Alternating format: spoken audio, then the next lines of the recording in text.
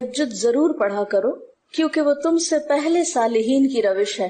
یعنی یہ نماز صرف امت مسلمہ کے لیے نہیں بلکہ ہم سے پہلے دیگر امتوں کے جو نیک لوگ گزرے ہیں ان کی روش بھی یہی ہے، اور تمہارے لیے اپنے رب کے قرب کا وسیلہ ہے. یعنی تہجد وسیلہ ہے کس کا؟ اللہ کا قرب حاصل کرنے کا، اور گناہوں کے مٹنے کا ذریعہ ہے، اور مزید گناہوں سے بچنے کا سبب ہے. یعنی پچھلے گناہوں کے صاف ہونے کا ذریعہ. نمبر 3، مزید گناہوں سے بچنے کی طاقت انسان کو نصیب ہوتی ہے اس کے ذریعے، یعنی گناہوں سے روک بنتا ہے. یہ روایت جو ہے ابن خزیمہ کی ہے. حضرت ابو ہریرہ رضی اللہ تعالی عنہ روایت کرتے ہیں کہ رسول اللہ صلی اللہ علیہ وسلم نے فرمایا، اس شخص پر اللہ کی رحمت ہو جو رات کو اٹھا، پھر نماز تہجد پڑھی، پھر اپنی بیوی کو جگایا، پھر اس نے نماز پڑھی، پھر اگر عورت غلبہ نیند کے باعث نہ جاگی تو اس کے منہ پہ پانی کے چھینٹے مارے. اور اس عورت پر بھی اللہ کی رحمت ہو جو رات کو اٹھی، نماز پڑھی، اپنے شوہر کو جگایا، پھر اس نے نماز پڑھی، پھر اگر شوہر نہ جاگا تو اس کے منہ پر پانی کے چھینٹے مارے. برابر کی بات ہے، دونوں کے لیے اجر بھی برابر کا ہے اور دونوں کو حق بھی برابر کا ہے جگانے کا، اور دونوں کو پانی کا چھینٹا مارنے کا بھی حق ہے. اور اس میں کسی کی بھی بے عزتی کی بات نہیں. یعنی عورت اگر ایسا کرے اپنے شوہر کے ساتھ تو وہ اس کی طرف سے کوئی روڈنس نہیں ہوگی، کیونکہ عام طور پر جب کسی کو نیند کی حالت میں جگایا جاتا ہے اور خصوصاً اگر اس پہ پانی پھینک دیا جائے تو وہ کیا سمجھتا ہے کہ اس کی بہت بے عزتی ہو گئی یا اس کے ساتھ بہت برا کیا گیا، اور عموماً لوگ اس وقت بہت غصے کا مظاہرہ پھر کرتے ہیں کہ کیوں جگایا جا رہا ہے. حضرت ابو ہریرہ رضی اللہ تعالی عنہ کہتے ہیں کہ رسول اللہ صلی اللہ علیہ وسلم فرماتے تھے، فرض نماز کے بعد سب نمازوں سے افضل تہجد کی نماز ہے. یعنی فرائض بہرحال افضل ہے اور نوافل میں سب سے افضل تہجد کی نماز. رسول اللہ صلی اللہ علیہ وسلم نے فرمایا، جب انسان سوتا ہے تو شیطان اس کے سر کی گدی پر 3 گریں لگاتا ہے اور کہتا ہے کہ رات بڑی لمبی ہے. یعنی اس کو تھپکی دیتا ہے اور کہتا ہے لمبی رات ہے، ابھی سوئے رہو، ابھی ٹائم ہے، ٹھہر کے اٹھنا. یعنی اس کو سلائے رکھتا ہے. اگر وہ بیدار ہو کر اللہ کا ذکر کرے، یعنی آنکھ کھلے اور اللہ کا ذکر کو شروع کر دے تو ایک گرہ کھل جاتی، شیطان کے پھندے سے انسان آزاد ہونے لگتا ہے. اگر وضو کرے تو دوسری گرہ کھل جاتی، اگر نماز پڑھے تو تیسری گرہ کھل جاتی، اور وہ شادمان اور پاک نفس ہو کر صبح کرتا ہے.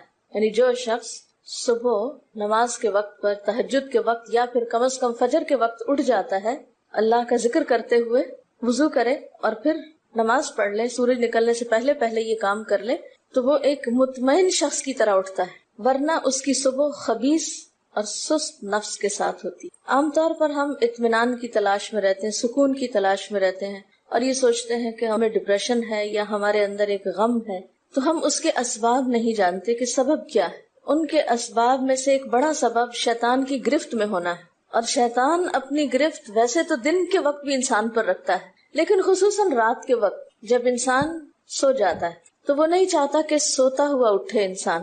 اور اگر انسان ہمت کر کے اٹھ جاتا ہے، ذکر کرتا ہے، وضو کرتا ہے اور نماز پڑھ لیتا ہے تو یہیں سے اطمینان قلب کا آغاز ہو جاتا ہے، اس کی تسلی ہو جاتی.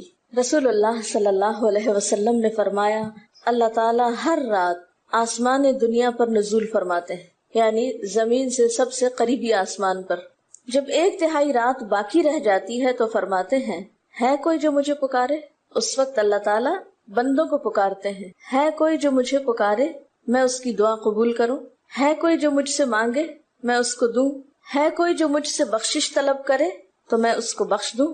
گویا یہ وقت دعا کی قبولیت کا وقت ہے، انسان جو مانگے اس کو ملتا ہے، اور خصوصی طور پر بخشش کے طلب کرنے کا وقت، جیسے قرآن پاک میں آتا ہے وَبِالْأَسْحَارِ هُمْ يَسْتَغْفِرُونَ وَبِالْأَسْحَارِ هُمْ يَسْتَغْفِرُونَ، اور سحری کے وقت وہ استغفار کرتے ہیں. اب ہو سکتا ہے کہ آپ کہیں کہ نہیں، ہم نے تو زندگی میں کوئی خاص گناہ کیے ہی نہیں، اس لیے ہمیں تو بخشش کی ضرورت ہی نہیں.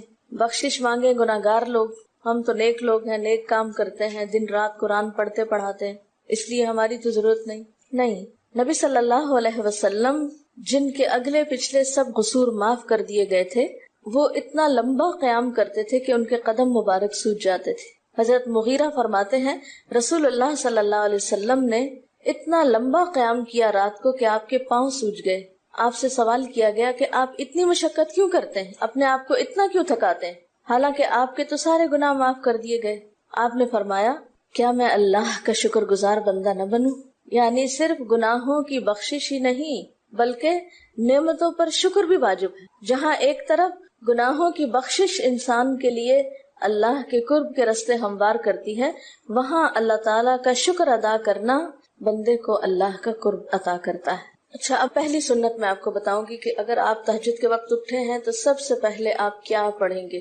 حضرت عائشہ رضی اللہ تعالیٰ عنہا فرماتی ہیں کہ رسول اللہ صلی اللہ علیہ وسلم جب رات کو تہجد کے لیے اٹھتے تو یہ پڑھتے 10 بار اللہ اکبر، 10 بار الحمدللہ، 10 بار سبحان اللہ و بحمدہ، 10 بار سبحان الملک القدوس، 10 بار استغفر اللہ، 10 بار لا الہ الا اللہ، اور پھر 10 بار اللہم اعوذ بک من ضیق الدنیا و ضیق یوم القیامہ.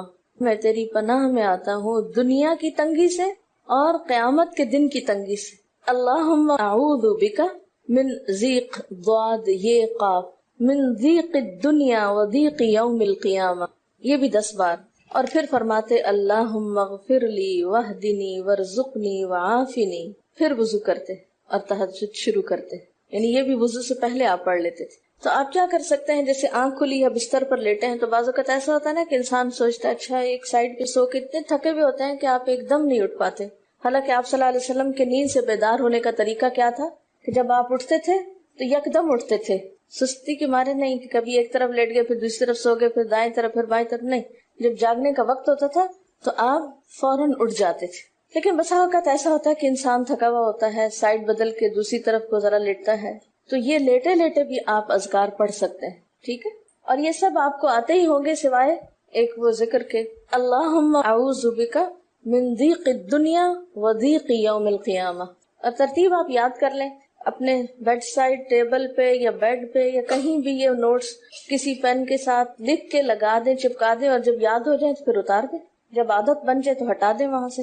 ٹھیک ہے نا، جتنے دن عادت نہیں بنتی اتنے دن اپنے یادداشت کے لیے رکھ لیں.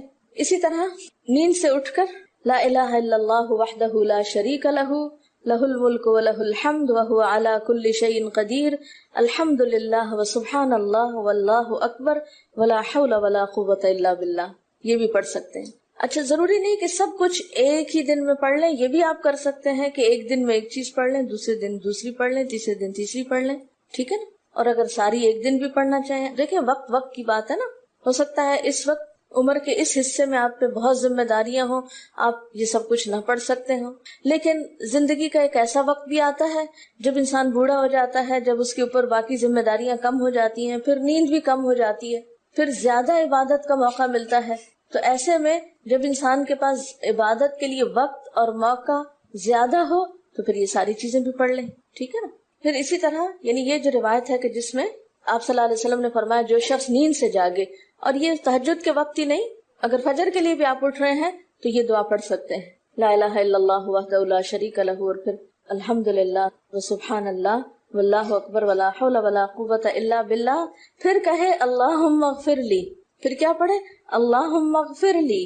یا کوئی اور دعا کرے تو قبول ہوگی، اور اگر وضو کر کے نماز پڑھے تو وہ بھی قبول کی جائے گی. صبح اٹھتے ہی اللہ کی تعریف. اور آپ کو معلوم ہے کہ یہ جو چوتھا کلمہ ہے نا لا الہ الا اللہ وحدہ، اس کو دعا بھی کہا گیا، حالانکہ اس میں صرف اللہ تعالیٰ کی حمد و ثنا ہے، اور یہ یوم عرفہ کی دعا ہے. حدیث میں آتا ہے کہ مجھے اور مجھ سے پہلے انبیاء کو اس دن کی جو بہترین دعا سکھائی گئی یعنی یوم عرفہ کی دعا وہ لا الہ الا اللہ وحدہ لا شریک لہ.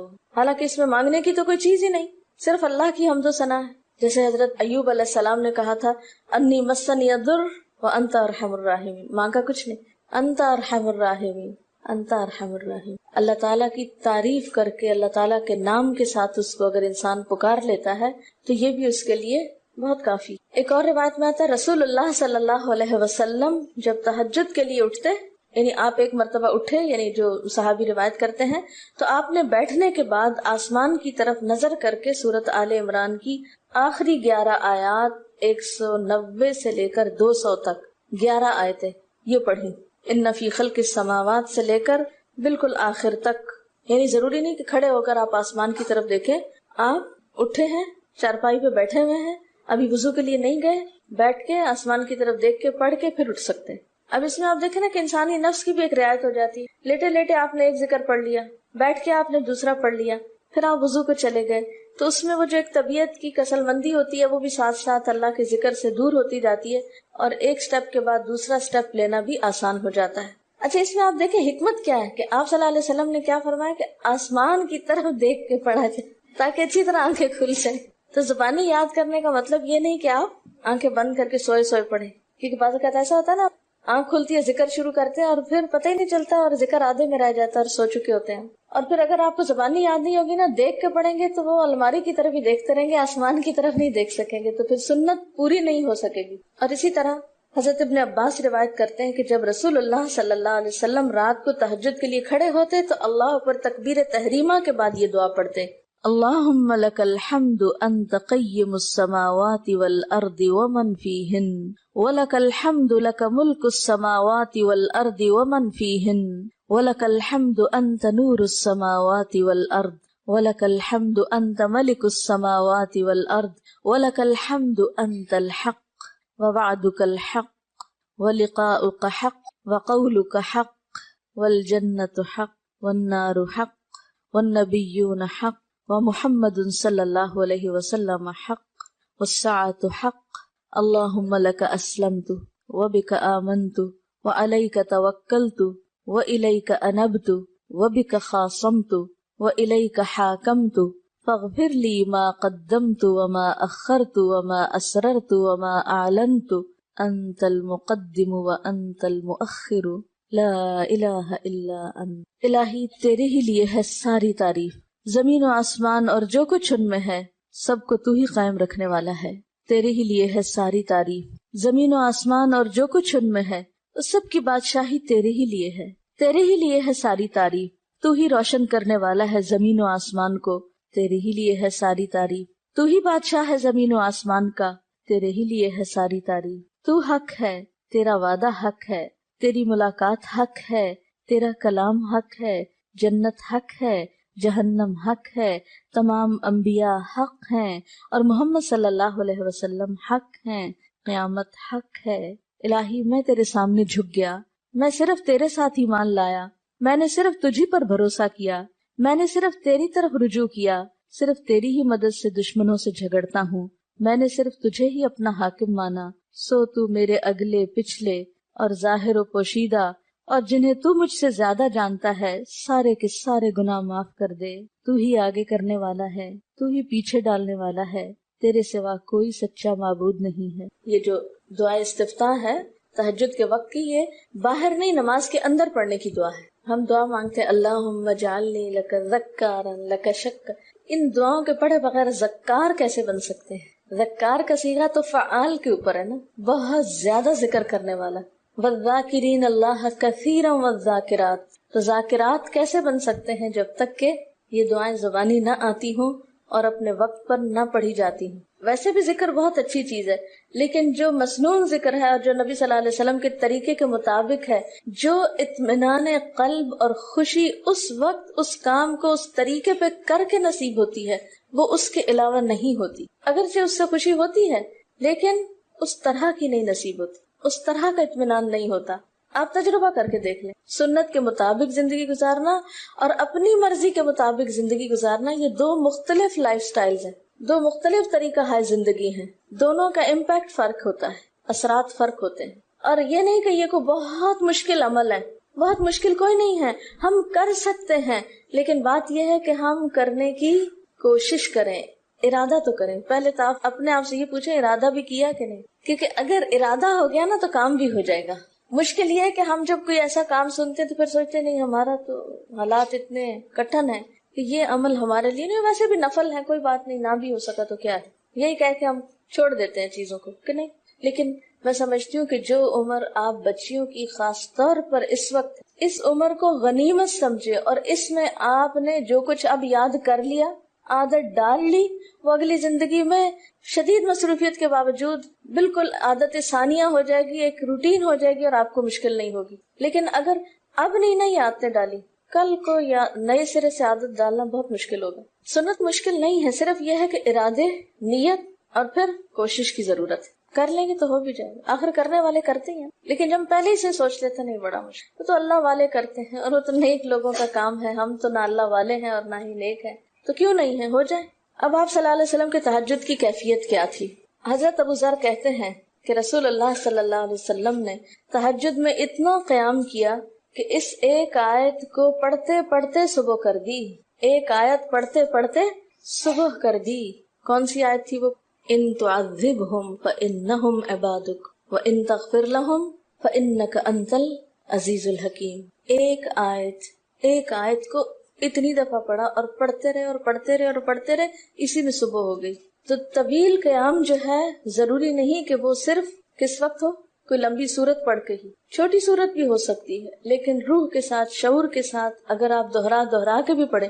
مثال کے طور پہ آپ نے کوئی سورت یاد کر لی ہے اور آپ پڑھنے کھڑے ہوئے ہیں اور آپ کو صحیح طرح آتی نہیں ہے، یا آتی ہے تو اتنی تیز نہیں آتی، بہت رٹی ہوئی نہیں ہے، تو کوئی بات نہیں، ایک ایک آیت کو 2 دفعہ 3 دفعہ بھی آپ اس کو پڑھ سکتے ہیں، اور اس طرح بھی پڑھ کے لمبا کر سکتے ہیں۔ یعنی طویل قیام صرف زیادہ قرات سے ہی نہیں، مختلف طریقوں سے ہو سکتا ہے۔ یہ آیت ہے سورۃ المائدہ کی 118 نمبر آیت ہے۔ اگر تو انہیں عذاب دے تو وہ تیرے بندے ہیں، اور اگر تو انہیں معاف کر دے تو یقیناً تو غالب اور حکمت والا ہے۔ حضرت حذیفہ رضی اللہ تعالی عنہ نے نبی صلی اللہ علیہ وسلم کو تہجد پڑھتے دیکھا۔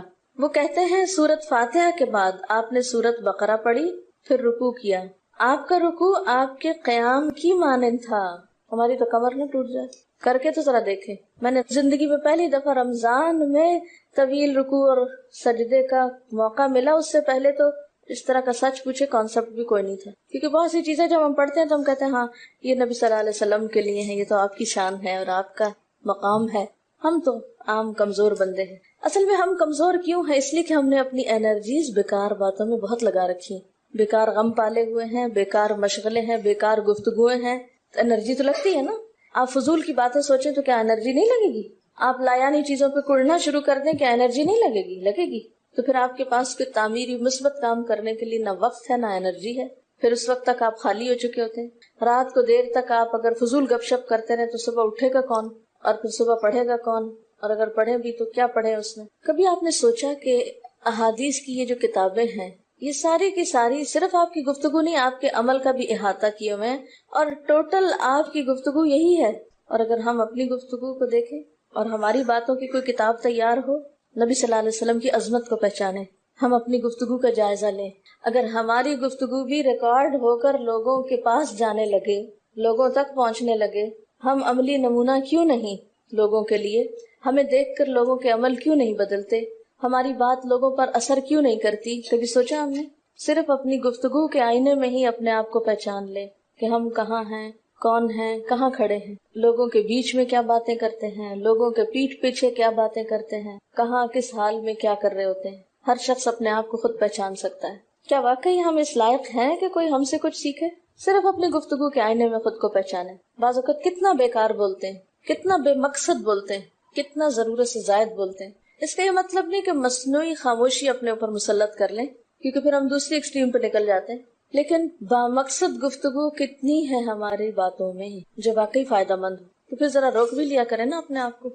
اپنے ساتھ خود ہی محنت کریں گے تو بات بنے گی، سوچیں تو احساس تو کریں، جب کریں گے تو انشاءاللہ کامیابی بھی ہوگی۔ لیکن پہلی بات تو یہ نا کہ ہم جو کچھ کرتے ہیں نہ اس کا حساب کرتے ہیں، نہ اس کے بارے میں سوچتے ہیں کہ ہم کر کیا رہے ہیں۔ ہمیں نیکی نہ کرنے کا موقع یا ہمارے نیکی نہ کرنے کا ایک سبب اور ایک بڑی وجہ ہماری انرجیز کا بیکار چیزوں میں استعمال ہونا ہے، فضول کی سیاست میں ملوث ہونا ہے۔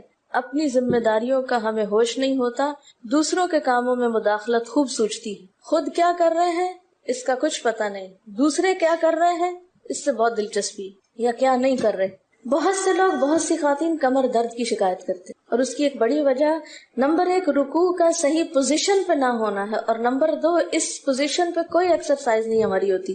یہ بتا رہی ہے کہ کسی کی کمر میں درد تھا اور ٹھیک نہیں ہوتا تھا کسی چیز سے، تو ڈاکٹر نے ان کو یہ مشورہ کیا کہ طویل رکوع اور طویل سجدے کریں، بیسٹ ایکسرسائز ہے، کر کے تو دیکھیں۔ اور اس میں آپ دیکھیے کہ صحیح پوزیشن پہ لائیں، بالکل اسٹریٹ رکھیں گردن اور کمر کو، پیٹھ اور گردن ایک لائن میں آنی چاہیے۔ بہت سے لوگ یوں ٹیڑھی کرتے ہیں، یوں کر کے بس کرتے ہیں، یہ غلط پوزیشن ہے، اس سے تو اور بیمار ہو سکتے ہیں۔ کئی لوگ سر پھینک دیتے ہیں نیچے کو، یہ بھی غلط پوزیشن ہے، اس سے بھی کام خراب ہوتا ہے۔ اگر آپ صحیح پوزیشن پہ رکوع لمبا کریں تو یقینی طور پہ کمر درد کا علاج ہے. تو پٹھے مضبوط ہوتے ہیں نا کمر کے، آپ اس کو روک کے رکھے ہوتے ہیں ایک سیدھی لائن میں. 2 فیٹ کے درمیان کا فاصلہ بھی بہت معتدل رکھے، نہ تو بہت قریب رکھے اور نہ بہت کھلا رکھے، بالکل معتدل، جس میں آپ آرام سے سکون سے کھڑے ہو سکیں اور آپ کا بیلنس قائم رہے. بیلنس کو قائم کرنا بے حد ضروری. ٹھیک ہے. حضرت حذیفہ نے نبی صلی اللہ علیہ وسلم کو تہجد پڑھتے دیکھا. وہ کہتے ہیں کہ سورۃ فاتحہ کے بعد آپ نے سورۃ بقرہ پڑھی، پھر رکوع کیا.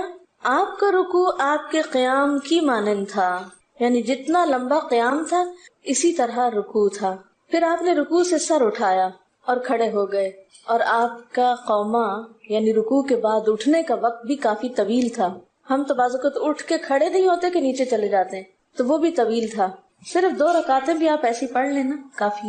اگر عام دنوں میں نہ پڑھی جائے تو ویکینڈ پہ پڑھ لیں. ہمارا تو ویکینڈ پہ لمبا سونے کا پروگرام ہوتا ہے نا، تو چلے دوبارہ سو جائے، لیکن ہفتے میں 1 دفعہ کر لیں. اگر روز نہیں بھی کر سکتے 2 دفعہ کر لیں، ٹوائس اے ویک کر لیں.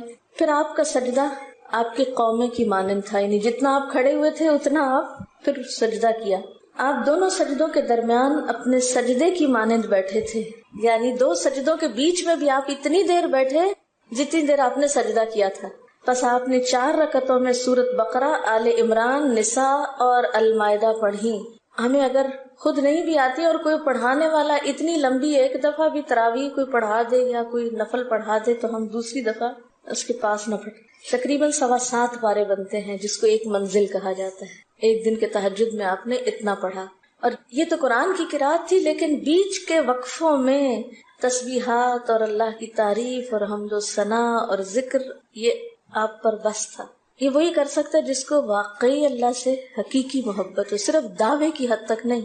میں کہتی ہوں چلے روزانہ نہ صحیح، ہفتے میں 1 بار، ہفتے میں نہیں، مہینے میں 1 بار، مہینے میں نہیں تو سال میں، رمضان میں، کسی موقع پر کچھ تو اللہ سے تعلق آئے، کچھ تو قرب پائے. ہر شخص کے بس میں نہیں کہ ہر روز ایسی عبادت کرے، کیونکہ اللہ کے رسول صلی اللہ علیہ وسلم کا بہرحال مقام کچھ اور تھا. لیکن کچھ شوق، کچھ حسرت، کچھ تو دل میں ہونا ہی چاہیے، کوئی نیت، کوئی ارادہ، کوئی عزم، اور پھر اس کے لیے کوشش.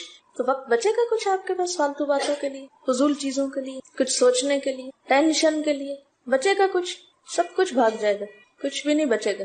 کیونکہ ان عبادی لیس لک علیہم سلطان، میرے بندے ان پہ اے شیطان تیرا کوئی زور نہیں چلتا. بس چلتا ہی نہیں ان پہ، تیرا سارا زور ہی ان پہ چلتا ہے جو فالتو ہوتے ہیں. فالتو ذہن جو ہوتا ہے وہ شیطان کا گھر ہوتا ہے. حضرت حذیفہ بیان کرتے ہیں کہ میں ایک رات آپ صلی اللہ علیہ وسلم کے ساتھ نفلی نماز میں شریک ہو گیا. آپ نے سورۃ بقرہ شروع کر دی. میں نے سوچا کہ آپ 100 آیات پڑھ کر رکوع میں چلے جائیں گے، مگر آپ پڑھتے گئے. میں نے خیال کیا کہ سورۃ بقرہ کو 2 رکعتوں میں پڑھیں گے، لیکن آپ پڑھتے رہے. آپ نے سورۃ بقرہ ختم کر کے سورۃ نساء شروع کر دی، پھر ختم کر کے آل عمران پڑھنی شروع کر دی، اس کو بھی ختم کر دیا. آپ نہایت آہستگی سے پڑھتے جاتے تھے. جب ایسی آیت تلاوت کرتے جس میں سبحان اللہ کہنے کا حکم ہوتا ہے، جیسے سبح بحمد رب جیسے مثال کے طور پر، تو سبحان اللہ کہتے. اگر کچھ مانگنے کا ذکر ہوتا تو سوال کرتے، اگر پناہ مانگنے کا ذکر ہوتا تو اعوذ باللہ پڑھتے. اس حدیث سے یہ بھی پتہ چلتا ہے کہ سورتوں کی ترتیب ضروری نہیں، کیونکہ آپ نے پہلے النساء پڑھی پھر آل عمران پڑھی. یہ جو ہر وقت لوگ پیچھا کیے رکھتے ہیں نا، بعض اوقات تو بہت ضد کرتے ہیں کہ آپ نے پہلی رکعت میں یہ پڑھائی تھی تو دوسری میں یہ کیوں پڑھا دی. یہ تو سنت میں ملتا ہے کہ پہلی رکعت طویل ہے دوسری کے مقابلے میں، لیکن یہ لازم نہیں کہ جو پہلی میں پڑھے اس کے بعد آگے والی صورتوں میں سے پڑھے، پیچھے والی بھی سے نہیں پڑھ سکتے. رسول اللہ صلی اللہ علیہ وسلم نے عبداللہ بن عمرو سے کہا، مجھے بتلایا گیا ہے کہ تم ساری رات نفل پڑھتے اور دن کو روزہ رکھتے ہو. اگر تم ایسا کرو گے تو تمہاری آنکھ کمزور اور طبیعت سست ہو جائے گی. یعنی ہر روز روزہ اور ہر رات جگراتا تمہاری جان اور تمہارے بال بچوں کا بھی تم پر حق ہے. اس لیے روزہ رکھو اور افطار بھی کرو، اور رات کو قیام کرو اور سو بھی. یعنی ساری رات تہجد پڑھنا یا نفل پڑھنا پسندیدہ نہیں ہے، رات کو سونا بھی پسندیدہ ہے. ہمارے ہاں 27ویں رات کو پوری رات جاگنا لازم سمجھا جاتا ہے، تو نبی صلی اللہ علیہ وسلم سے کوئی رات بھی پوری کی پوری جاگنا ثابت نہیں. کیونکہ اگر انسان صرف جاگتا ہی جاگتا چلا جائے تو آسان ہوتا ہے، ایک دفعہ سو کے پھر اٹھنا جو ہے نا، وہ اصل میں نفس کا امتحان ہوتا ہے، وہ مشکل ہوتا ہے. اسی طرح نبی صلی اللہ علیہ وسلم 3 دن سے کم میں قرآن مجید ختم کرنا پسند نہیں فرماتے تھے. آپ نے حضرت عبداللہ بن عمرو سے فرمایا کہ 1 ماہ میں پورا کر لو. انہوں نے عرض کی میں اس سے زیادہ تلاوت کی طاقت رکھتا ہوں، تو فرمایا 20 دن میں کر لو۔ ان کا میں اس سے زیادہ کی طاقت رکھتا ہوں، فرمایا 7 دن میں ختم کر لیا کرو، اس سے زیادہ کی اجازت نہیں، یعنی وہ ایک منزل کر کے۔ صحابہ کرام چونکہ اس زمانے میں مصحف اس طرح تھوڑی چھپے ہوئے تھے کہ کتابوں کی شکل میں ہوں، جو قرآن تھا لوگوں کے سینوں میں تھا، یاد کیے ہوئے تھے، اور وہ یاد کیا ہوا کہیں صبح کے وقت الگ بیٹھ کے نہیں پڑھا کرتے تھے، وہ کہاں پڑھتے تھے؟ تہجد میں نماز کے اندر پڑھا کرتے تھے۔ اب یہ تو ہم لوگوں کی مشکل ہوگی نا کہ ہمیں آتا کچھ نہیں زبانی، تو پھر ہم دیکھ کے پڑھ